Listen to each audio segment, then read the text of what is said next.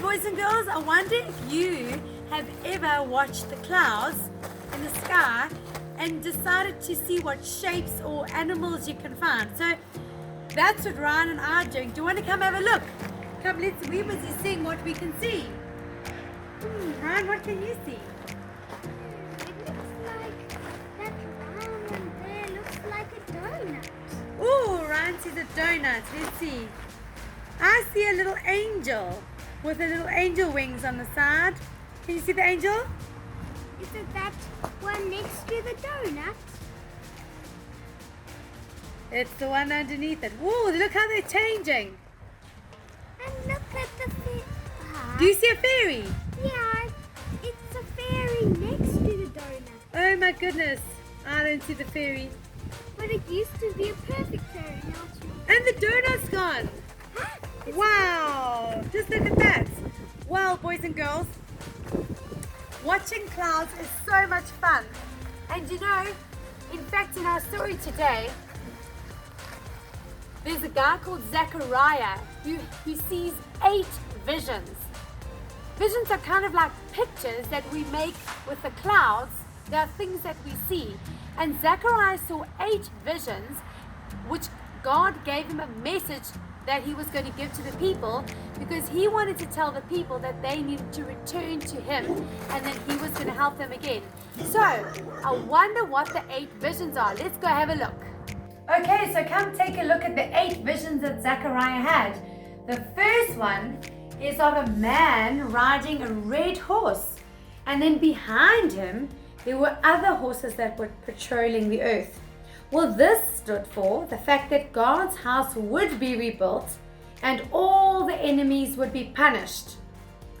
And then let's have a look at the second vision with 4 horns. This is just one, but Zechariah's vision was 4 horns, and that stood for Israel's enemies. Number 3 was 4 craftsmen. Craftsmen are people who work and make things with their hands. These craftsmen defeated their enemies. That stood for the fact that the enemies were going to be defeated. Well, number 4 was, look at my measuring tape over here. This stands for there was the man who was actually measuring Jerusalem. And Zechariah learned that God cannot be measured. God actually put a wall of fire around Jerusalem because it could not be measured. God's people cannot be measured. Then we come over to number 5, and this stands for the solid gold lampstand that he saw. And that means that the Holy Spirit brings about the plans that happen.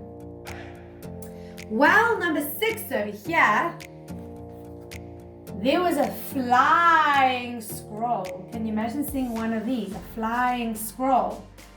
That stood for the fact that there is a curse on everyone who disobeyed God. Sure, that's a hectic one.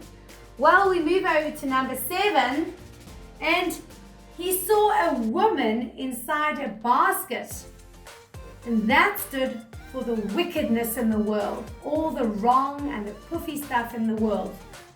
And then the final one that he saw was 4 chariots. And like the horses, they would patrol the earth. Well, that is the 8 visions that Zechariah saw. God told Zechariah to collect silver and gold from the people, and he wanted Zechariah to make crowns and to place them on the head of Joshua, who was the high priest. Joshua's crowns meant that a special king was coming to bring peace for everybody.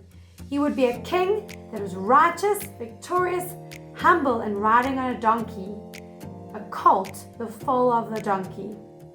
And God was going to bless his people. Well, what a fascinating thing, hey?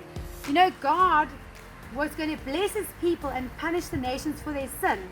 And the amazing thing is, one day everyone is actually going to worship him. God was going to help his people, and there was going to be a different kind of king. What a better world we will have with a king like Jesus. So, boys and girls, the next time you watch clouds, remember those visions that Zechariah had, and please remember that Jesus is the ultimate perfect King. Till next time, bye everyone!